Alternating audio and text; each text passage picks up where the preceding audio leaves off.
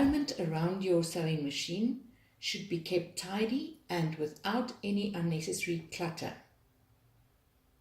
The area to the right of your machine is where your tools should be kept. You will need little scissors. Your pin cushion should be here. Marking equipment, a seam ripper, and some scraps of fabric to do your tests on while sewing.